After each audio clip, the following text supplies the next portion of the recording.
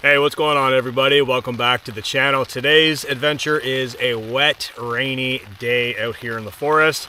As you guys can see, we're already hunkering inside of the tent. I am soaked. Boomer is soaked. I gave him my rain jacket to lay down on. I want to get his sweater off in just a minute, get him all warmed up. It's not very cold. It's actually plus 10 degrees Celsius, but it is wet, damp rain, which is never nice. Before I get too involved in actually getting set up, I'll go ahead and explain what I brought and why I brought it.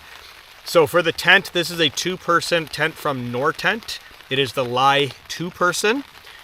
Very, very nice non-freestanding tent. The reason I brought it is I need 2 large vestibules, one for gear, one for cooking, because it's going to be raining the entire trip most likely. For sleeping bag, I brought this negative 20 degree Nortent sleeping bag. This is the Ling sleeping bag. Beautiful center zip, very, very nice sleeping bag. My favorite as of to date. Sleeping pad, I have the Thermarest NeoAir X Therm. This is the very wide rectangular version. I've been using that now for over a year and I absolutely love it. Very warm, very comfortable, very lightweight. Backpack in the vestibule right now is the Fjallraven Keb 52 liter pack. Very, very durable pack, perfect for all of this stuff. So I am going to get started on a hot coffee. I brought the Trangia with me. I've got to get configured somewheres in the vestibule. Probably tuck my bag off to the side. I'm in kind of a gravelly, dirty area, so I'm trying to keep my feet out because I don't want gravel sprawled through the tent. We'll see how that works. But yeah, let's get started on a hot drink.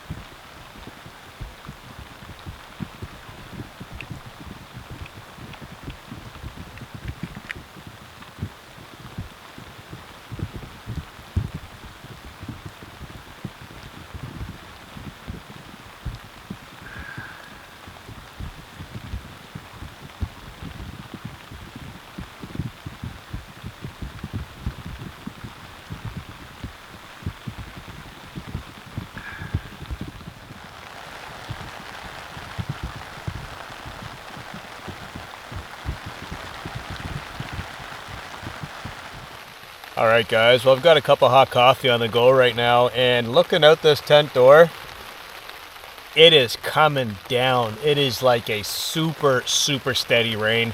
The thing is, it's actually quite quiet where I'm at, just because the area is totally open. There's not a whole lot of big trees, and the rain's just hitting the ground. This ground is super soft. It's just sucking it in like a sponge. There's no leaves, there's no hard surfaces other than the tent. That's the only thing making noise right now, but it is a very steady white kind of rainfall. Very steady. I mean, I'm getting soaked just standing outside walking around, so I'm gonna hunker inside for a little bit. I've got this coffee on the go. I'm gonna get Boomer nice and comfortable here. We've got cooking area pretty straightened up. Supper this evening's not going to be over the top too difficult to cook, I don't think. Yeah, I think it'll be a good time. I mean, how can you complain with that sound? Beautiful sound. And loads of room inside of this tent to kick back and enjoy rain right out the door. So cheers, guys. Let's enjoy some afternoon coffee.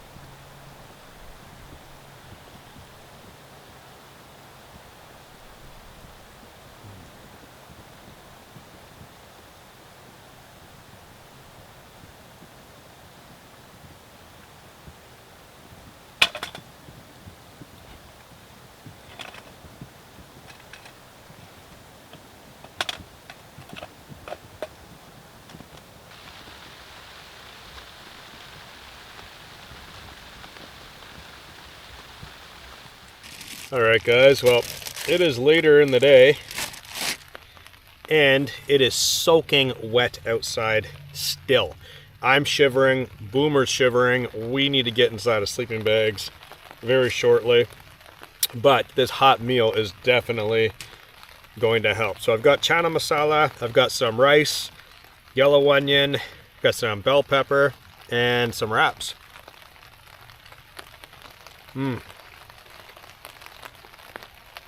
So good. It is cold out here. It's not freezing, but that wet rain and the wind, the dampness, definitely soaks into you, and you get very, very cold very quickly. And I always find being stuck in a tent, seem to eat more food. I don't know if that's just me, but like when I'm stuck in a tent, cooking, watching the rain or the snow, whatever the weather is, I find I eat a little bit more and I don't really mind it. Try and cook some nice hot food, kick back and enjoy it. I have movies saved on my phone also, which I totally knew coming out here I was going to be stuck inside the tent. And the bonus with this tent, all my wet clothing can hang up on this clothing line. So usually winter expedition tents have these. If not, you can simply add them, but it's nice to get stuff hung up top, get some things airing out, drying out. And yeah, because I like my stuff dried out. My shoes are soaked, my pants are soaked, sweater's soaked. I'm going to be hanging everything up overnight and hopefully it'll be nice and dry.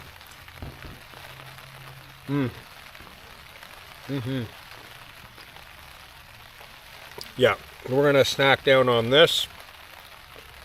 Enjoy our warm supper. Boomer was just outside minutes ago, soaking wet, so I got to get him out of his clothes and dried out again. But yeah, cheers guys. Hot supper, stuck in a tent. I know, not a whole lot going on, but the view is beautiful. Old spruce trees, kind of green, some of them are dead, just dripping, just soaking wet out there. Nice and dry in here.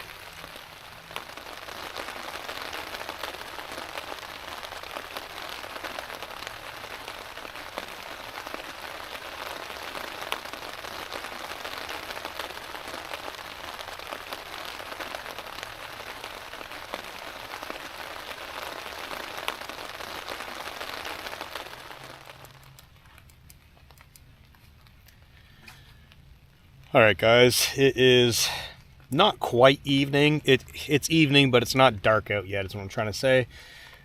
Given that we're kind of later in the year now, it stays light to about 7:30, 8 o'clock in my area. So it is coming up on that time. I just finished with supper probably about 30 minutes ago. Did a little bit of a cleanup. I'm soaking wet and actually shivering, quite cold. Boomer's drying off right now. He's out of his sweater. I put that on the floor over there as a secondary pad. I did bring a second sweater that I anticipated that I'd be wearing out either hiking today or tomorrow. Giving that to him because he really needs it. He's not coming in a sleeping bag soaking wet like that. So I'm going to wait till he's dry. And yeah, and then he can come in the sleeping bag. He looks like Master Splinter when he's when he's all wet. No, you stay down there. So, yeah, he's trying to get the sleeping bag right now, and that's a no-no. His body is totally dry. Just his face and ears and head and feet are wet. So, yeah, we'll let him get dried off. But while I'm here and it's still light enough to film, I might as well explain what do you do in a tent when you're stuck in it all day and it's raining. Well, truth is, there's not really a whole lot to do. That's a good thing and that's a bad thing. The good part about that is you can just relax and enjoy the rain. Now, I have a couple movies saved on my cell phone that I'm actually going to be watching. I want to watch one as soon as I'm done talking to you guys. And then I'm going to save one for a little bit later on in the evening, maybe that I'll fall asleep to. That's my strategy. Right now, my situation inside of the tent is I have a fair bit of behind the scenes things with me. So I have a camera bag that I carry on my chest and hang on the tripod whenever I use the tripod just to weight it down. But I've got camera gear. I've got my other camera here that I got to get dried off. and basically put away when I'm done filming. I've got a light that I'm going to be hanging later on. I even brought myself a cafe latte coffee drink. This is a very small cold coffee drink. I'm looking forward to that this evening, believe it or not. This will actually help me go to sleep. I know it's crazy, but it'll help me go to sleep. So what do? I typically have to go through my entire camera bag, make sure all my batteries are charged up for the morning for both this camera and the main camera. Charge up all my lights now. I'm using it right now because it is actually getting dark in here, but I'm going to charge that up in a few moments just to have a little bit more power throughout the night. If I do fall asleep with that on low, Boomer usually likes that because he can see around the tent and he'll be kind of moving around doing his thing like he normally does. But yeah, basically I go through my camera stuff. I make sure all that stuff is squared away. In the vestibule, I already made sure my Trangia stove and everything is situated in a nice spot. And I'm only using the one vestibule. I haven't even opened up the door to the other vestibule. I was actually able to have enough room just in the front. And the interesting thing with this tent, I'll mention right now, this comes in a 1-person, a 2-person, and a 3-person. They can all be zipped together. So you can have like a 20, 30 foot long tunnel tent. If you have a 2-person and you have someone else that has a 2-person, you can zip those two together end to end and just make a huge long tunnel tent, which is kind of cool. I was looking at the zipper system and it works, totally works. So yeah, I'm just gonna relax for a little bit. I've got a couple snacks in here. I'm gonna try not to eat those right now. I want to save that for my nighttime movie. But for now, I need to get in my sleeping bag, get a little bit warm, get Boomer dried off, get him warmed up, and just kind of snuggle in the tent a little bit, get cozy, and then yeah, take the evening from there.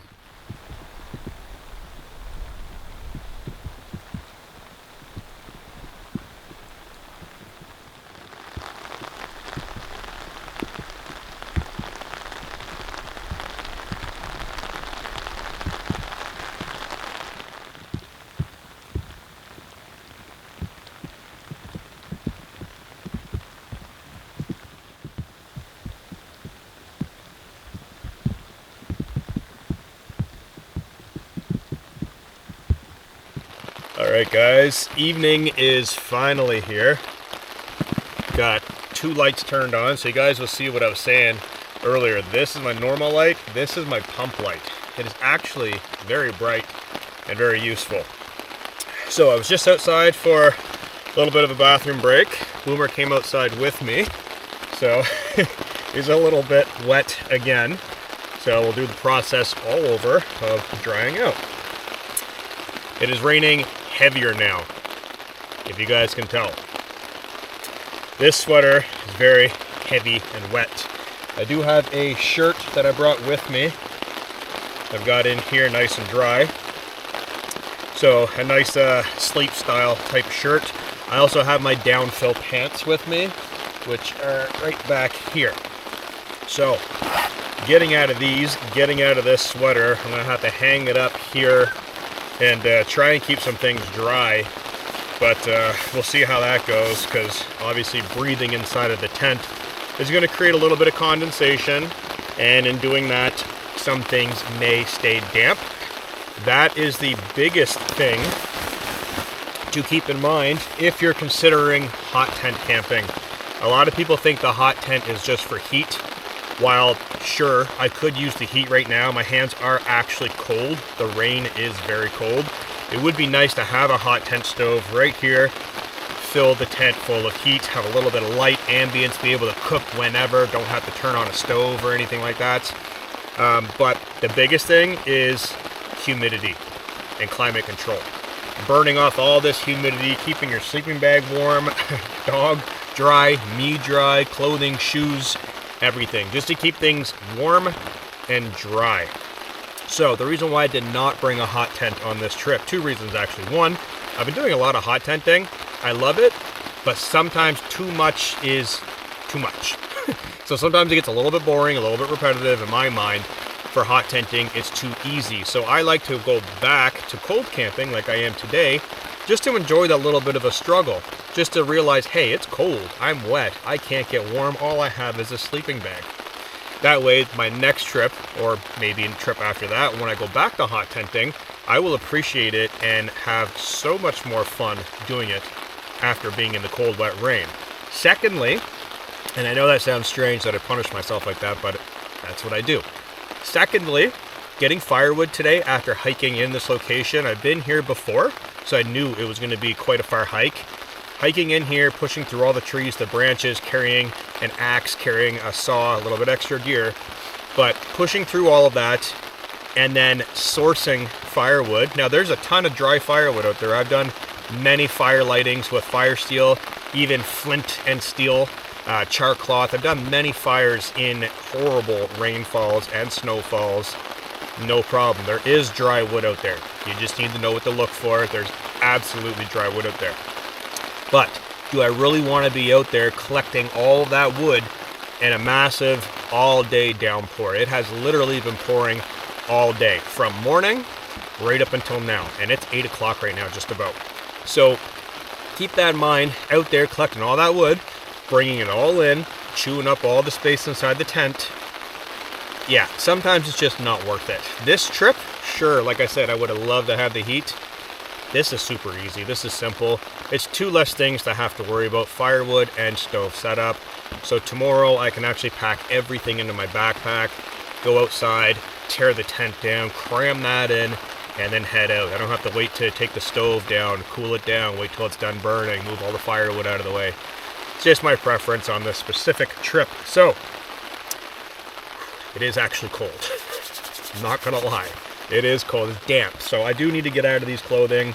My hood is probably like 2 pounds right now, soaking wet. So downfill pants are always a must. They are absolutely the best piece of gear I've ever purchased for clothing at camp. Pants. Super light, super warm. Just they work really, really well. Long socks I've already changed into. Nice thick long socks. Like I said, my sleep shirt is here. Boomer's gonna have my second hoodie, my wool hoodie, for his pad, and he's gonna get warm because he is quite cold. We're both shivering, honestly. I don't shiver a whole lot, but I'm shivering now. It's always the rain that gets me. So we're gonna get nice and warm. That's basically it for the evening. I'm gonna sit back and watch a movie, get him all cuddled in the sleeping bag, and we're just gonna enjoy that sound, hopefully all night long, and then get up in the morning and brew up a hot coffee. So I'll see you guys in the morning, guys, and hopefully nothing eventful happens. So see you guys in the morning for coffee.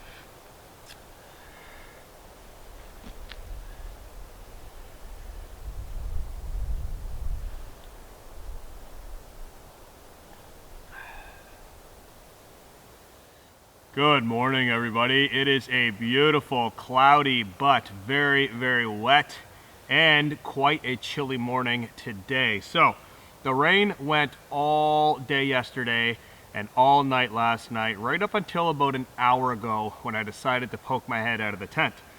As you guys can see, the tent is still soaking wet. I had to shake it off, very, very wet. Some of the water droplets on the tarp on the ground over there, that's actually the ground sheet of the tent. I decided not to use it on this trip just because I was soaking wet and didn't have time to configure it. But some of the raindrops on that actually started to freeze. So that tells me it got down to 0 degrees very briefly. Not very cold, not very long, but it did certainly freeze up a little bit. So our clothing, my blue hoodie that I wore yesterday, still totally soaked. Boomer sweater, still quite damp. My gloves, soaked. The inside of the tent was a little moist. I had all the ventilation open plus some. I actually unzipped all the solid panels, unzipped all the vents. It still got quite moist in there with the condensation without having a wood stove. And that's kind of the downside going camping at this time of year without a heat source, is condensation from your breath is going to build up, which is why I'm doing all of my cooking outside of the tent or with the door massively open just to get the moisture out of the tent. So as you guys can see, Boomer is rearing to go. He is excited. He's been stuck inside of a tent.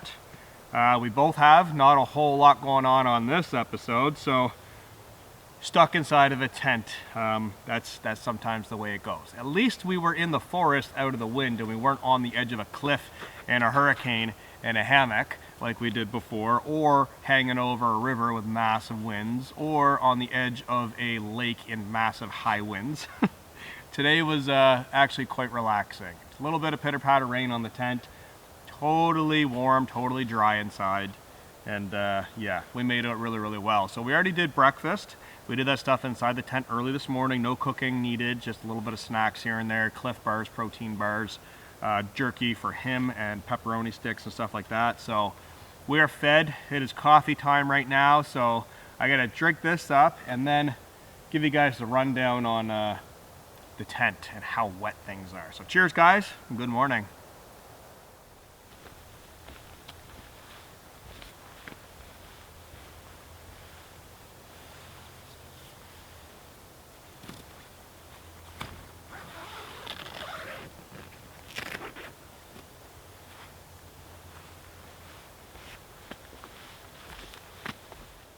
All right, guys, well, I'm still enjoying a little bit of coffee. The breeze is picking up and it is forecasted to rain again later today. So try and make this quick. Chat about the tent a little bit. If you guys are not into this part, I totally understand. If you are, there are some really interesting points that I want to make here about this trip and future trips. This tent is from Nortent. It is the very first time I've ever used this tent, believe it or not. Never even set it up, never practiced set it up, never even looked at the tent pegs, the poles, never even opened up the bag. Very first time on this trip. So I do have this tent in a one-person model, which you guys have seen me use before. This is just a little bit longer, 2 people. In between the poles is the one-person sleep section. So that gives you an idea of how wide it is. They just add another hoop to make another person, so on and so forth. Now last night I did mention you can zip these tents together and make a long tunnel tent. You can. They zip together, the 1 person, the 2 person, the 3 person, they all zip together. So if you wanted to add a 1 person on the end of this on like an expedition trip, you could. If you wanted to customize that 1 person and add a stove jack and add that as the hot tent edition, you could do that. And I think you know where this is headed. So this tent is very, very high quality. One downfall to it, which I do not like, and you guys heard me say this 1,000 times on the channel, it is non-freestanding, which means all of these guy out points need to be in the ground. That poses 2 problems. 1, terrain, not just with this tent, with any tent that's non-freestanding. The terrain that you're going to camp on. Now last night, arguably, it was in my favor. It's soft ground, however, it's too soft. So some of these pegs are kind of on the edge of pulling out, which is not good because it's a non-freestanding tent. Every peg out point is vital. Every one that you use is vital. Now you'll notice there are all kinds of yellow guy outlines on here. This is a black label tent that is meant to withstand absolute ridiculous high winds in open landscapes. Obviously I didn't have that problem, so I didn't use all the guy out points, but this thing is an absolute beast. When you guy it all out, it can withstand some high winds. Check out their website for more information on that. This is not sponsored, by the way, guys. This is me sharing my personal opinion about this tent and other non-freestanding tents. Keep that in mind. So all the guy out points need to get through the terrain. Well, if it's wintertime and you're in ice or frozen ground, some of those tent pegs are going to have a really hard time going in. You'll have to use other means of getting them in and anchoring the tent. Now, if you're camping in a rocky area, let's say you're on bedrock and you can't get a peg in the rock and there are no rocks to anchor it to, no trees, you know, you're kind of out of luck because these have got to be on a pretty specific angle to really guy out the tent. I mean, you don't want this guy line way over there pulling the tent sideways. This is to pull it forward on an angle to keep the tent standing up. This is one of the more vital guy out points. So that kind of depicts where you can camp, how you can camp, when you can camp. So I don't like that. I really personally love freestanding tents. Honestly, if they added 2 more poles to this, it would be freestanding. Very simple. Come on. Boomers wandering around chasing little birds and squirrels. So things got wet last night. I did unzip all of the ventilation doors, and just being inside there with the moisture and the condensation, it did get moist. My sweater's soaked, my pants are still wet, my sleeping bag top is wet. Things got pretty nasty in there. Now, it was raining very, very, very heavy. It is wet. I'm at high elevation, so I'm up on this mountain in a cloud, essentially. It's going to be wet no matter the tent you use. This performed really well though. One thing I want to mention is these tents, the sill nylon, this material cannot be seam taped. So there's no seam taping on this tent. Remember when I said it was the very first time I used it? I have a lot of tents from Nortent and I've only seam sealed 1 tent in the last 6 years. This thing did not leak at all. You have to brush on the little silicone. It comes with a little brush and a tube. You got to brush on that seam taping, seam sealing from the inside of it. You can do it on the outside. It just looks really ugly. I recommend turning it inside out on a nice sunny day and just painting the seams. The reason is it won't stick to this fabric. Not just this manufacturer, any manufacturer. This fabric is very, very, very popular. It's lightweight. It's very slick. It packs down. But it's so slick that you cannot put seam taping on. You have to brush it. I did not brush this. Poured last night. Absolutely dry. No leaks. My 1-person tent, my other Nor tent, the Vern 2, the Vern 1, all of my hot tents, no leaking. So that is a huge plus with this particular manufacturer that I've noticed. But yeah, like I said, there's guy out points all over this tent to really batten it down, which means a lot of pegging out, a lot of tent pegs, a lot of tripping hazards all over the place. But all in all, I think it was the good choice for this trip. Very large vestibules. I had fun. And hopefully that just kind of opens up your guys' minds to what tents you have, freestanding, non-freestanding, guidelines, areas, time of year, a lot of things to think about. But ultimately, this tent had ample amount of room being stuck inside, and I didn't really feel like I was cooped up that much as I would in a 1-person tent or something maybe a little bit minimalistic. This, being a little bit bigger, absolutely the right choice. All right, so hopefully that information wasn't too boring. Some people don't like it, some actually really like it. So for the last hour, making coffee, being up this morning, having these tent doors open, the back ventilation open, everything, trying to get this to dry out from the condensation, not really working out yet. The inside is wet. My backpack is still soaking wet from yesterday. It's going to be a wet pack up today. So the condensation is definitely an issue, and this is the reason why you will see me go out with a hot tent often early in the fall, right up until like almost the beginning of summer, to be completely honest. I will use a hot tent in wet climates like today. If today was like June, I would have a hot tent out here just to cut down the moisture, because nights still get cold. the moisture still builds. You get that dew. Even in the summertime, you go outside and you get that dew like on the windshield of your car. That is moisture. That can happen inside as well. It's a temperature difference. So if you're in there breathing moist out of your lungs, it's going to fill the inside of the tent. So yeah, having a little wood stove is not a bad idea, and that's why hot tenting to me is so convenient, and you see it a lot on my channel, is just not for the heat, but having the ability to dry it out. And I know I'm stressing this a lot because I have not had a wet condensated tent like this in a long time because I have a wood stove. So yeah, it's wet. It's a little damp.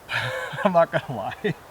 My pants, my jacket, my sweater, everything's wet, so I'm just going to be jamming that in my backpack. I intentionally brought my micro down jacket knowing I was going to be wearing my down pants in the morning, just because I knew all the other stuff was going to be wet and heavy, and I was right. So going with the down. So I've got the Trangia to pack up. I've got empty water bottle, about a half, probably 2/3 full of methyl hydrate, which is my alcohol fuel that I use for my alcohol stove.